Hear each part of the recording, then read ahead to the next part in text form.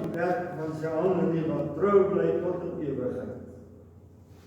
Liefdes in ons Here Jesus Christus, genade vir u en vrede van God ons Vader, deur Jesus Christus ons Here, in die gemeenskap met die Heilige Gees. Amen. Ons bely nou ons gemeenskaplike geloof en kom ons sê elkeen in sy ware hart soos volg. Ek glo in God, die Almagtige Vader, die Skepper van hemel en aarde, en in Jesus Christus, sy eniggebore Seun, ons Here, wat ontvang is van die Heilige Gees, gebore as die Maagd Maria, wat gelê onder Pontius Pilatus, gekruisig is en gesterf het, en begrawe is, en aan die kruis al die smarte van die hel vir die dood gelei het, wat op die derde dag weer opgestaan het uit die dood, opgevat na die hemel, en sit aan die regterhand van God, die Almagtige Vader, waarvan hy is gekom, om te oordeel die wat nog leef, en die wat reeds gesterf het. Ek glo in die Heilige Gees. Ek glo aan 'n heilige algemene Christelike kerk, die gemeenskap van die heiliges, die vergifnis van sondes, die opstanding van die liggaam en die ewige lewe. Amen.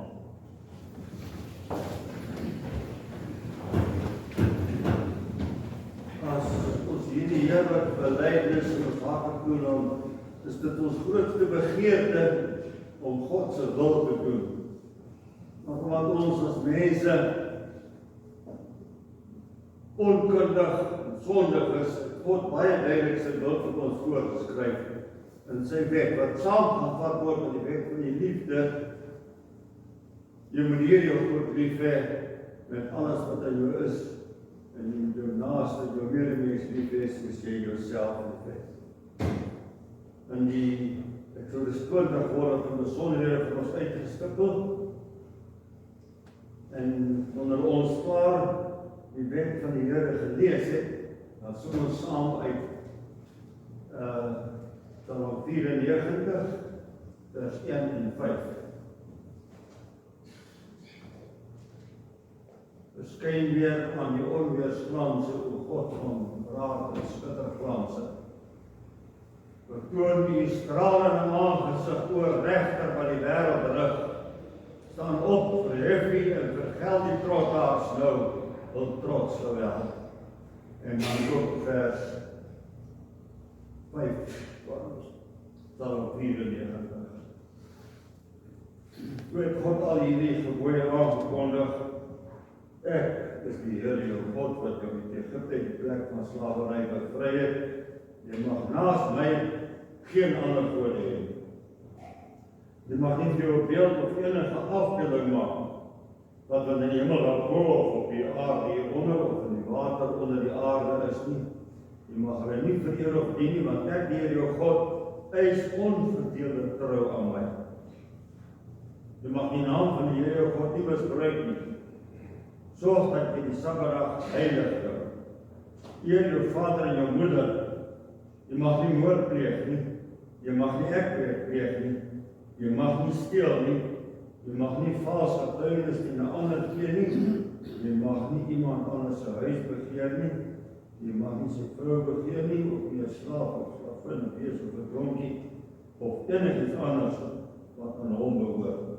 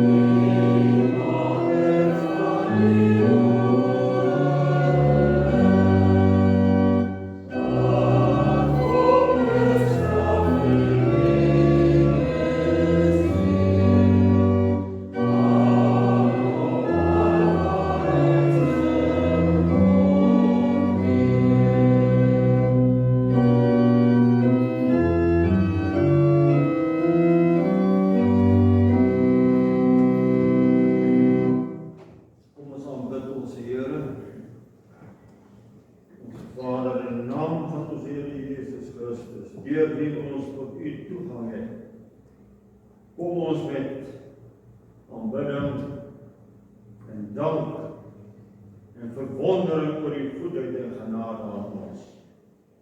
Ons wat verlore was, dood, geestelik dood in ons verlorenheid, het U tot die lewe gewek, sodat ons nou in ons hart U mag ken, dat U nou vir ons die kosbaarste in die heelal is, dat ons Here Jesus ons toevlug, ons vertroue is, dat ons seker kan weet, dat ons aan U behoort, omdat U die liefde so onmiskenbaar in Hom aan ons openbaar het. En ons kom nou in dank na U toe, Here, hoor ons lofbesang en Here, dat uit ons hart uit tot U mag kom, en dat die woorde van die psalms wat U aan onsself gegee het, ons liefde, ons aanbidding kan verwoord. Ons kom na U toe met ons nood, ons bid, dink in die eerste plek in dankbaarheid aan die wetenskap van Petro Erasmus en ons bid dat hy haar volkome genesing sal skenk. Ons dink aan mense wat treur oor 'n vader wat van hulle weggeneem is, wil ons troos, hulle troos, vir die wete dat hy by U is. Ons dink aan een van ons lidmate wat swaar ly, Christinel, en ons bid dat hy, en ons dankie dat dit by hom die geval is, dat hy U liefde ken, en in vertroue aan U vashou. Gee dat ons almal, Here, daar die heerlike sekerheid mag belewe, dat U ons ken, dat U ons lief het. Hoe kan ons twyfel as Jy selfs U eie seun nie gespaar het nie, maar vir ons gegee? Here, ons dink aan die verskriklike slagting wat in Oekraïne plaasvind. Soveel hulpelose kinders en vrouens en ook stryders wat vernietig word, wat vermoor word. U is ook daar in beheer, Here. U is in beheer van alles. Sonder U wil kan daar geen haar van ons kop afval nie. En daarom bid ons dat U mag gee dat wat daar gebeur uiteindelik tot heil van die koninkryk sal wees, dat mense daar wakker geskik sal word en aan die ewigheid sal dink en sal weet dat ons uiteindelik voor God moet staan. Met die moordenaars laat ontwaak uit hulle grootheidswaan. Gee dat daar weer vrede mag kom, Here. Maak 'n einde aan die geweld. Dit is die bede van ons hart. Ons bid vir die regering van hierdie land, Here. Ons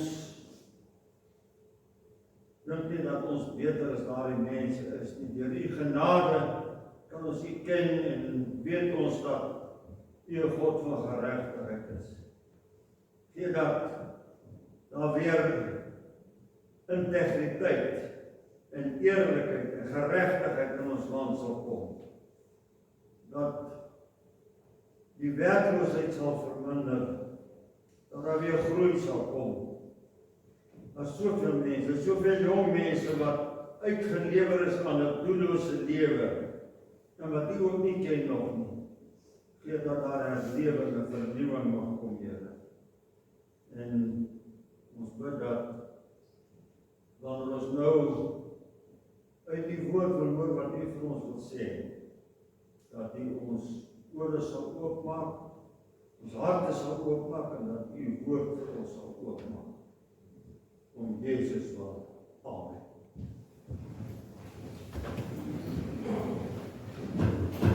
Ons lees saam uit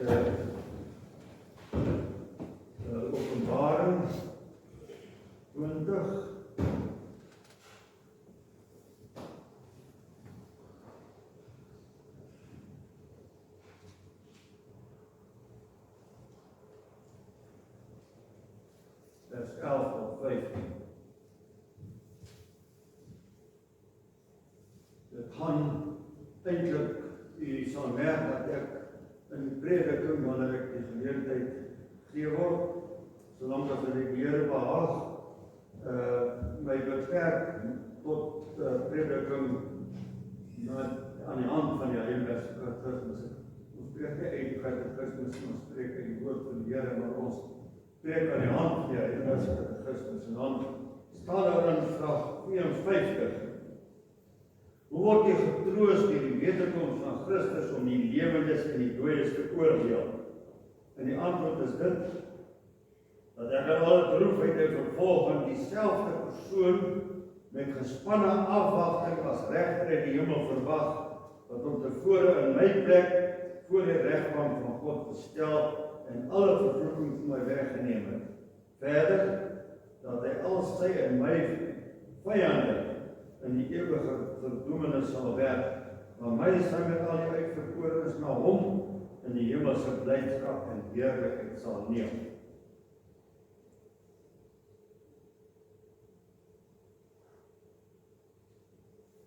Vers 11 van Openbaring 20. Toe het ek 'n groot wit troon gesien, en die een wat daarop sit. Die aarde en die hemel het voor hom pad gegee, en daar was nie 'n plek vir hulle nie. Ek het die dooies groot en klein voor die troon sien staan, en die boeke is opgemaak. Daar is ook 'n ander boek opgemaak, dit is die boek van die lewe. Die dooies is toe geoordeel volgens wat daar in die boeke geskrywe staan, oor alles wat hulle gedoen het. Die see het die dooies teruggegee wat daarin was, en die dood en die doderyk het die dooies teruggegee wat aan hulle was, en oor elkeen is geoordeel volgens wat hy gedoen het. Toe is die dood en die doderyk in die vuurpoel gegooi. Dit is die tweede dood, die vuurpoel. As daar gevind is dat iemand se naam nie in die boek van die lewe geskrywe staan nie, is hy in die vuurpoel gegooi. Liefde gemeente, jy lê op jou sterfbed, jy voel hoe jou asem vlakker word, jy probeer nog iets sê, maar jy is te swak om nog iets uit te kry. Jy sien die strakke sigte van jou familie om jou, maar hulle gedaantes vervaag ook geleidelik. Verpleegster gee jou nog 'n laaste inspuiting om jou hart te probeer stimuleer, maar jy blaas die laaste asem uit. Familie rondom jou begin snik, of hulle probeer hulle hartseer onderdruk. En dan kry elkeen sy koers, en geleidelik nadat die begrafenis en dergelike dinge verby is, dan is daar nog mense wat jy onthou, maar gaandeweg verdwyn selfs die gedagtenis aan jou in die vergeetlikheid. Jy is net 'n herinnering wat met verloop van tyd vervaag. Beskim, verdeling, nee, dus my en jou sterfbed, hierdie, wat kan variasies op wees, koel, wat jou skielik deurboor, 'n lang en pynlike lyding, wat uiteindelik die dood eindig, of 'n hart wat plotselik eendag nie meer sy werk gaan doen nie, en jy word eenvoudig nie die oggend wakker nie, of 'n geskreeu van remme, en 'n geweldige slag in die verkeer, en jy word vergruis.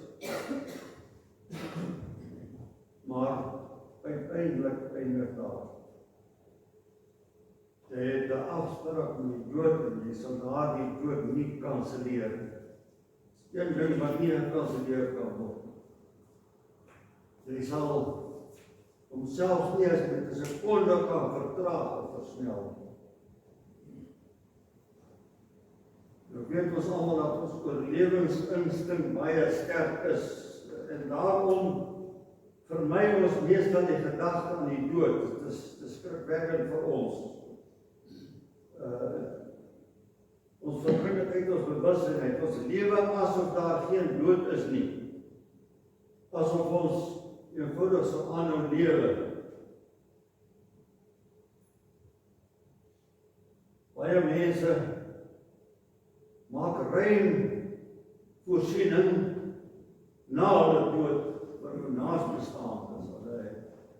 As 'n ransiepolisse, lewenspolisse, hulle maak vir alles voorsiening, behalwe vir hulle eie ewige toekoms. Hulle maak voorsiening vir die tydelike toekoms, maar hulle maak nie voorsiening vir die ewige toekoms nie. Hulle lewe in selfbedrog. Hulle skep vir hulle self 'n gekke paradys. Maar gemeente, jou einde kom, jou persoonlike einde kom, en mag ons God jou oë oopmaak, en my oë oopmaak om so te leef, soos mense wat weet, daar kom 'n einde. Die dood sal nie verdwyn, omdat ek die dood wegdink nie. Een of ander tyd, in my geval seker hopelik gouer as in die geval van die meeste van die gemeentelede, want een of ander tyd sal ek van aangesig tot aangesig met die dood staan. Dis die Here Jesus self wat vir ons gesterf het, wat hier die openbaring aan Johannes maak. En die doel van hierdie openbaring is om ons wakker te maak uit ons bedwelming en selfbedrog. Hy openbaar ons die einde, die laaste oordeel. En dan sien ons hier hoofsaaklik 3 aspekte daarvan. Die regter, die gedagtes, die wat geoordeel moet word, en die vonnis. Die regter is God self. Hy oorheers die toneel in so 'n mate dat alle ander werklikhede in die niet verdwyn. Die aarde en die hemel het vir hom pad gegee, en daar was geen plek vir hulle. Al wat Johannes nog sien, wat die heelal vul, is die oordeelstroon van God. Vroeger was die mense bereid om alles te sien, behalwe die troon van God. Met alles rekening te hou, behalwe die regter van hemel en aarde. Nou kom die dag van vergelding. Nou sien hulle niks meer nie, behalwe die oordeelstroon van God. Die regter van hemel en aarde. Voor hom die skepping verdwyn, vlug. Al waarvan voor daar nog plek is, al wat nog saak maak, al wat die gedagte mensdom nog sal sien, is die troon van God en die regter ons Here Jesus Christus. Vroeger was hy vir hulle niks. Nou word hulle wakker uit hulle roes. Nou is hy alles wat hulle kan sien. Hulle oë gaan uit oop, nou dat dit vir die meeste te laat is. As hy vroeger maar vir hulle alles was, dan sê hy ook nou vir hulle alles gewees. Hy sit op 'n groot wit troon. Die troon is groot. Hy vul die hemel en aarde. Want God is nou alleen groot. Niks anders is meer groot nie. Al wat groot was in ons oë verdwyn en die nietigheid daarvan is geopenbaar. Die troon vul die heelal. En dit vul ook die aandag en die gedagtes en die vrese en die verlangens van die mense. Dit is die hoop en die wanhoop van die gedagtes. Dis 'n groot troon. En dis 'n wit troon. Hy's heilig. Hy's vlekkeloos, hy's wit. Niks onreins of vuils kan voor die oordeeltroon van God bestaan nie. Niks word meer toegelaat om sy heiligheid te bevlek nie, wat onheilig is moet weg en verdwyn. Daar is net plek vir dit wat rein en heilig is. Nou, liefde broeder en suster, ek wil, en kinders, ek wil die naam van die heilige God by u pleit, sien hom nou. Moenie dink, jy sal een of ander tyd wel tyd kry om te sien nie, jy weet nie wanneer is jou einde nie. Ken hom nou, terwyl daar nog tyd is. Moenie wag tot dit te laat is nie. Al openbaar hy sy almag en heiligheid. Nie nou aan almal, wie ons sien nie altyd, ons sien nie veel daarvan. Maar dit beteken nie dat hy net so magtig is, dat hy nie net so magtig is en heilig en regverdig, en dat hy nou, terwyl die oordeel nog wag, minder die sonde haat, as wat hy dit sal haat, daardie dag, waar hy kom om te oordeel. Laat hy nou vir jou meer werklik wees as jou eie lewe. Jesus Christus is al wat saak maak.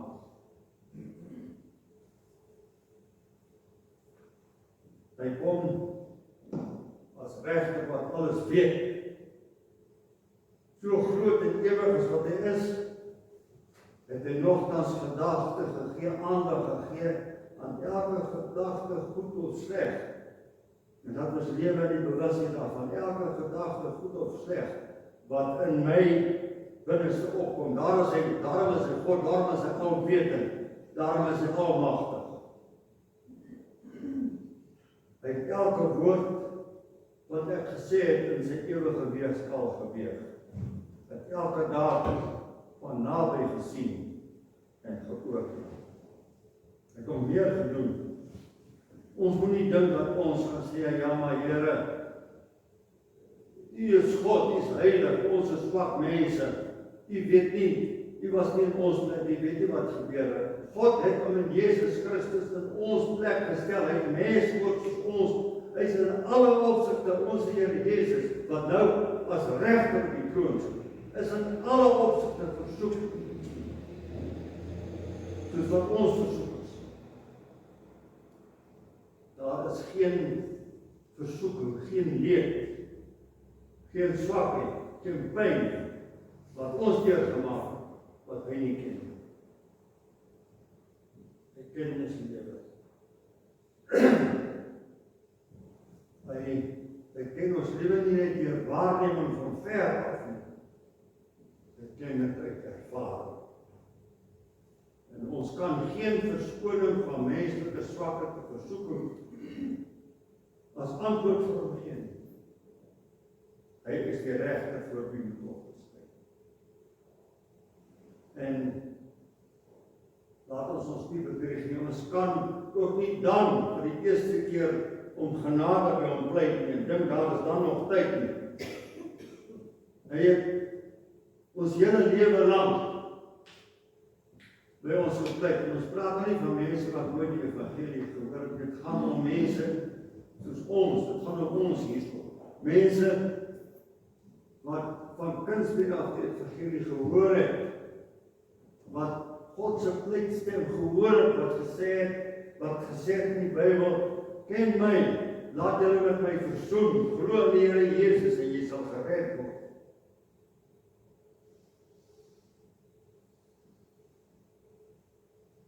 Jesus het self vir ons die toorn van God aan die kruis gedra. En so ons hoef niks by te dra tot ons saligheid. En ons kan na God toe gaan met al ons skuld. Hy ken dit en hy sien dit in ons. Ons kan met die ontsaglike las van ons skuld na hom toe gaan. En ons kan dit afwendel op ons Here Jesus. Hy is bereid om te dra, daarvoor het hy gekom, daarvoor het hy mens geword. En hy is die regter van wie voorbeeld moet beskei. lewe lang sy genade vir ons aangebied. Dit is hierdie regter voor wie ons moet verskyn. En dat ons nie voor hom verskyn as mense wat die aanbod van sy genade in sy heilige gesig teruggegooi het. Ek glo nie daaraan om mense met die hel te probeer bang maak nie. Om een of ander rede hel te doen. Maar stel jou voor dat jy eendag voor die oordeel troon van jou enigste verlosser, jou skepper, die heilige God moet staan as sy vyand uit eie keuse.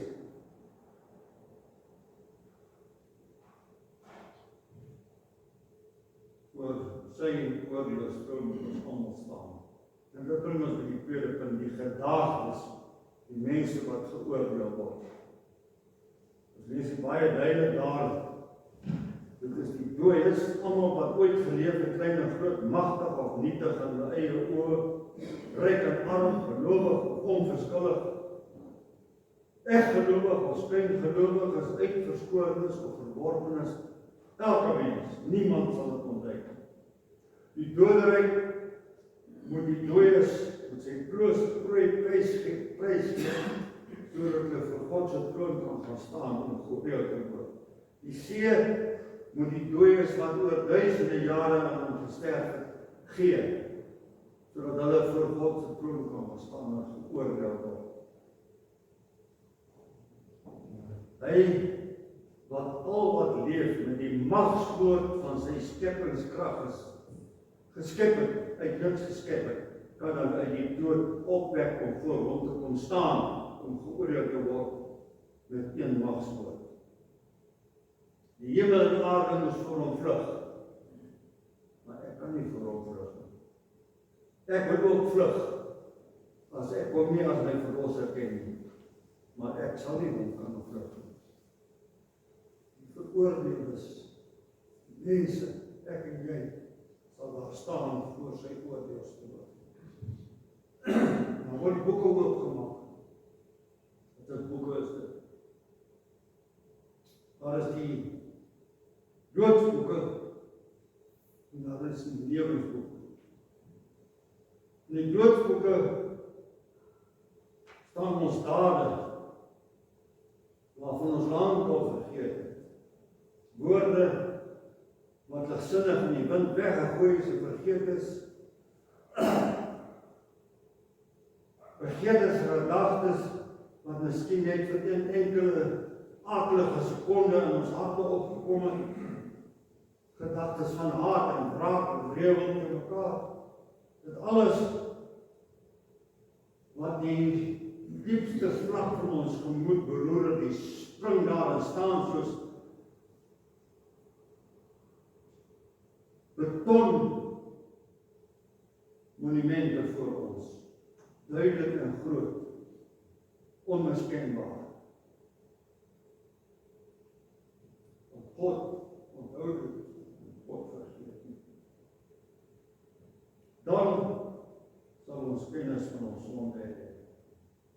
Ons dade waarvan ons lank al vergeet het, woorde wat so ligsinnig geuit is, die staan daar om ons aan te kla. Nou, hier op aarde, besef ons maar baie min, hoe groot ons skuld voor die Here is. Calvin het reg geskryf dat nie een van ons, maar 1/100ste van ons, van die diepte van ons skuld voor God besef, van die skuld wat Jesus Christus gedra en voor betaal het. Want ons oë is onheilig en God se oë is heilig, hy sien alles. Nou, want dan sal ons skuld lewensgroot vir ons staan. Elke verborge onrein begeerte, elke verborge hartlikheid wat ons agter 'n glimlag probeer verberg het, sal in hulle wrede afskuwelikheid daarvoor ontstaan om ons aan te kla. Elke woord waarmee ons mekaar geestelik vermoor het, verdag gemaak, verkleineer het.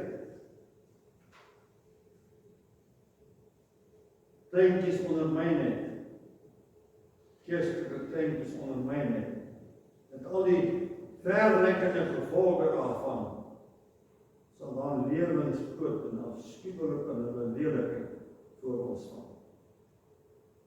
Weet, dit is seker een van die grootste aspekte van God se genade, dat hy ons nie die gevolge van ons dade laat sien. Want ons kan deur ons slegte voorbeeld vir ons kinders of ons kleinkinders, kan ons 'n invloed uitoefen, 'n slegte invloed wat via hulle deur geslagte voortloop. Gevolge wat ons nooit sou kon besef nie. En dan sal hulle voor ons staan om ons te verwyte en te vloek. Kyk wat het jy gedoen. Dan, wanneer ons voor die troon van God staan, sal ons sonde besef en kennis van sonde hê. In hierdie lewe is daar baie mense wat God eintlik beskuldig.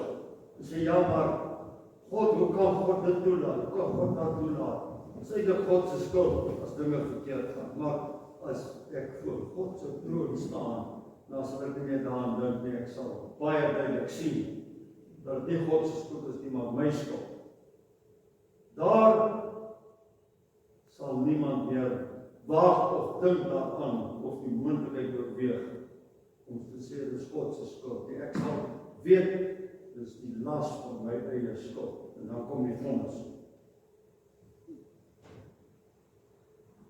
As daar bevind is dat iemand se naam nie in die boek van die lewe geskrywe staan nie, is hy in die poel van vuur gegooi. Baie dwaase mense dink daar is iets as 'n ewige straf nie, na hierdie lewe nie. Hulle gaan so ver om te sê, jy kry jou hel op aarde. En dan oorweeg hulle dit werklik. Jy kan nie jou hel op aarde kry nie.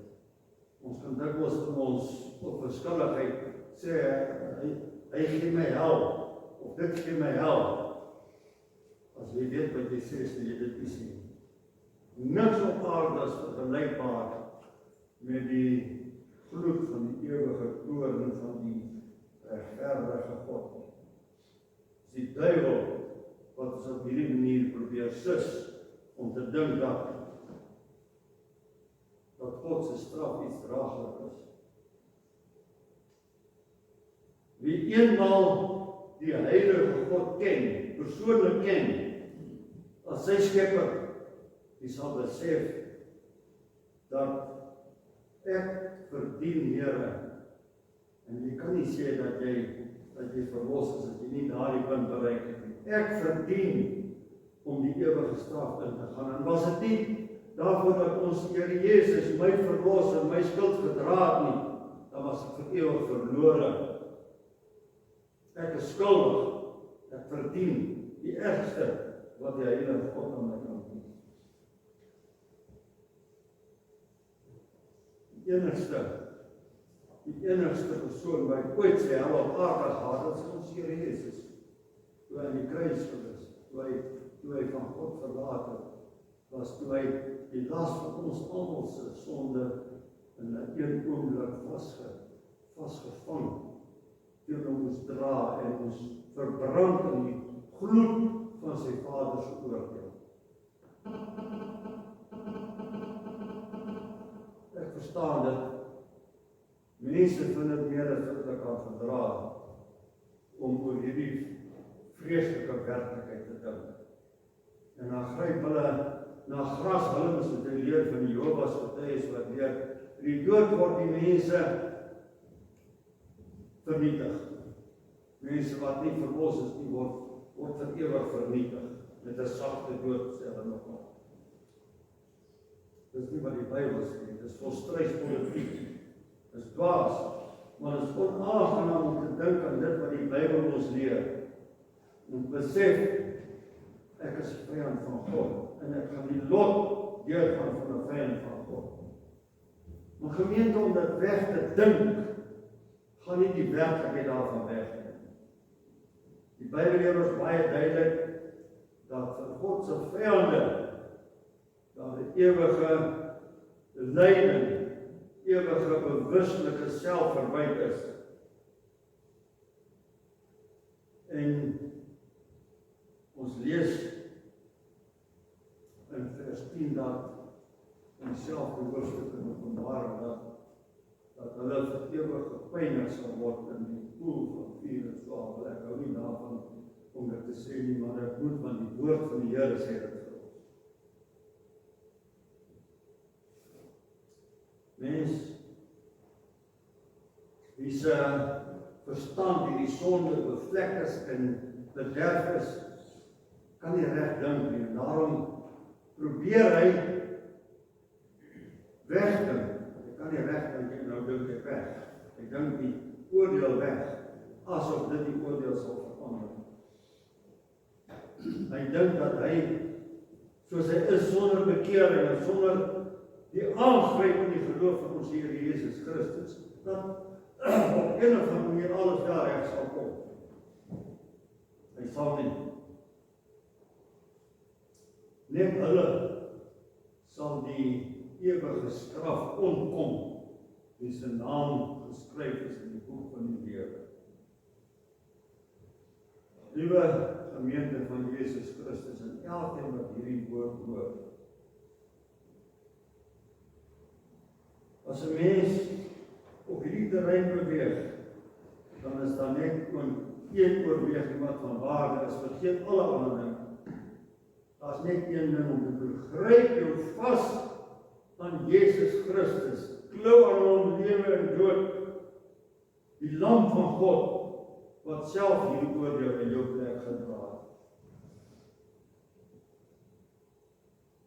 Alle ander redenasies en bespiegeling oor wat die boek van die lewe is presies, of wat het ook al is, het geen waarde nie. Die enigste ding wat waarde is om jou in die geloof van Jesus Christus vas te gryp. Om te dink is daar sonder ontkoms gevaarlike vermorsing van tyd en kragte. Jy sal die oordeel nie sonder Jesus Christus ontkom. Daar is geen ander manier om dit ontkom nie as om jou in hom vas te gryp. En dan weet jy dat jy die ewige lewe en die ewige heerlikheid sal beerwe. Daar is die heerlike sekerheid daarvan. Hy gee dit aan jou vry, verniet met sy deurboorde hande. Gryp dit by hom. Dink ek, jy kan jou gehoorsaam die ewige lewe verdien, die ewige heerlikheid verdien, die ewige saligheid by God koop met 'n paar van jou goeie werke, dan ken jy God nog nie in sy heiligheid en sy volmaakte geregtigheid. Al my goeie werke, en ek hoop die woord sê, al my goeie werke, tot die boek van die dood. In die boek van die lewe staan daar nie 'n werk vir my geskryf nie. Daar staan net my naam. En al werk wat daarin geskryf is die werk van ons Here Jesus Christus, sy geregtigheid, sy verlossingswerk. En weet jy wat die wonder is? Wanneer hy my naam daar skryf, dis die evangelie wat ons kan vasgryp, dan vee hy elke misdaad, elke sonde, van gedagte, of van woord, of van dade, of van nalatigheid, vee hy met sy bloed uit in my blad word skoon. Daar staan net in die boek van die lewe net uw naam geskryf. elke rekord van enige sondige gedagte of woord is uitgewis. En dan, om alles saam te vat, geliefde broeders en susters, sonder Jesus, sy verdienste, het jy alle rede om die oordeel van God en die dood met vrees tegemoet te gaan. Jy het heel grond vir hoop. Met Jesus verdwyn die vrees vir die oordeel. Die regter is hy wat vir my gelei het. Dis hy wat my so lief gehad het, dat hy gesê het, Vader, gee u enigste seun, sodat elkeen wat in my glo, nie verlore sal gaan, maar die ewige lewe sal hê. Jy hoef nie bang te wees nie. Hy weet wie in sy boek geskryf staan. Hy ken jou. Broeder en suster, jy het 'n afspraak met die dood, en jy sal hom hou. Wil jy daardie afspraak met Jesus hou, of sonder hom? Amen. Kom ons sing nou vervolgens. Psalm 50, vers 1 en 2. Die grote God, die Here spreek, hy roep, hy daag die aard van wat die son en God glans uitkom breek, tot wat hy sterwe neer sal vaar. Sion sonder voorbeeld skoon, sprei God sy lig langs ver en dood. God kan nie swyg, hy kom met vuur wat om hom heen verkeer, geweldig stormend rondom hom, aardsregter daal op aarde neer, roep die aarde en hemel aan, om as die straf om by te staan.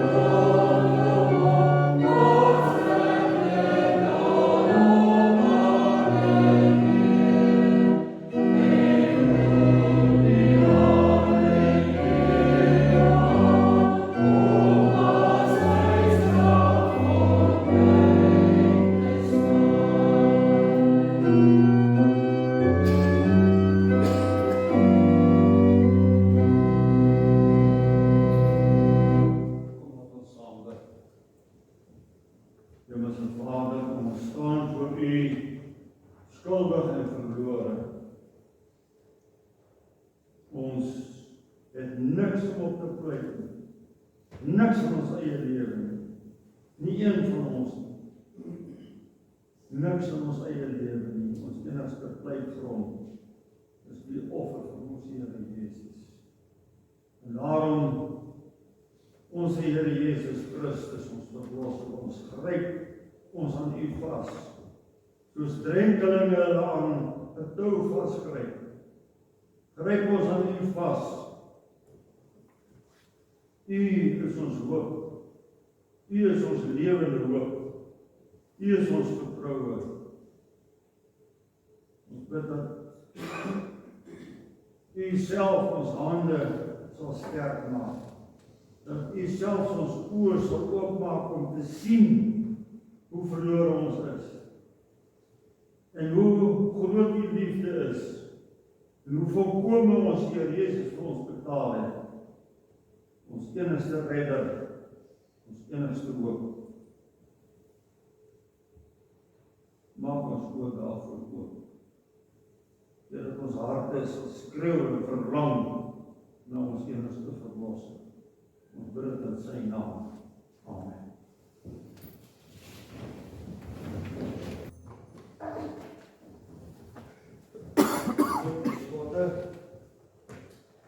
Psalm 68, vers 9.